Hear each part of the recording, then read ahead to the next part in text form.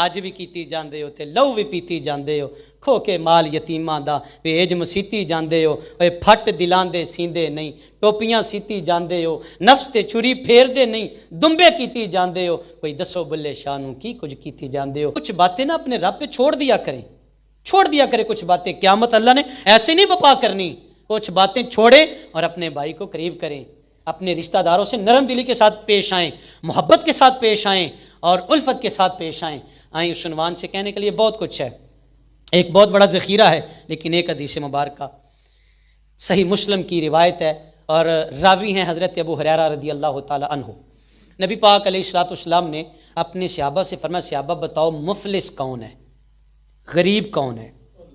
تو صحابہ نے عرف عام میں اگر میں اور آپ کسی سے سوال کریں تو آپ اور میں یہی سمجھیں گے کہ جس کے پاس مال و دولت نہیں ہے وہ غریب ہے۔ تو صحابہ نے بھی یہی جواب دیا، یا رسول اللہ مفلس وہ ہے جس کے پاس مال و زر نہیں ہے۔ حضور فرماتے نہیں، وہ مفلس نہیں ہے، وہ غریب نہیں ہے جس کے پاس مالاں والے سخی نہیں ہوندے تے سخیاں کولوں مال نہیں ہوندے، ایتھے اوتھے دوئی جہانی سخی کدی جتنے مرضی مربے ہونا، سخاوت دل کی سخا کا نام ہے۔ کوئی غریب بھی اللہ کی راہ میں بانٹتا نظر آئے گا اور کوئی امیر بھی اللہ کی راہ میں ہاتھ روکتا وہ تمہیں نظر آئے گا۔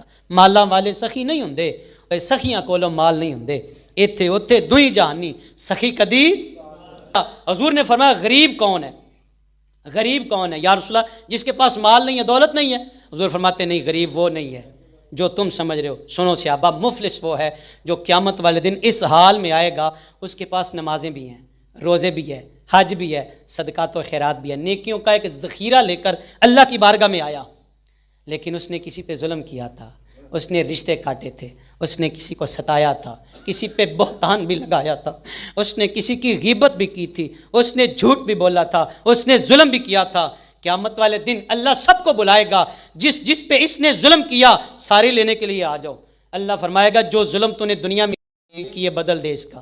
عرض کرے گا مالک اب تو میرے پاس دولت بھی نہیں ہے، وہ جو کوٹھی چھینی تھی وہ بھی نہیں ہے، وہ جو کار ڈکیتی میں ہڑپ کی تھی وہ بھی نہیں ہے۔ اللہ فرمائے گا نیکیاں کی تھی نا، یا اللہ کچھ کیتیاں سن۔ اللہ فرمائے گا جاؤ اب وہ تیری جو نیکیاں ہیں لینے والوں کے کھاتوں میں ڈال دو، فرشتوں اس کی نیکیاں زید بکر کے کھاتے میں ڈالو۔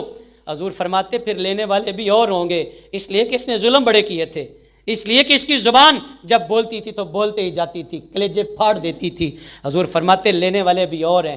فرشتے عرض کریں گے بارے الہ اس کی نیکیاں ختم ہو گئی ہیں، یا اللہ اب کیا کریں؟ اللہ فرمائے گا جو لینے والے ہیں نا ان کے گناہ اب اس کے کھاتے میں ڈال دو، وہ گناہوں سے بری ہو جائیں۔ حضور فرماتے صحابہ پر اس سے بڑا غریب بندہ اور ہے ہی کوئی نہیں، اس سے بڑا غریب بندہ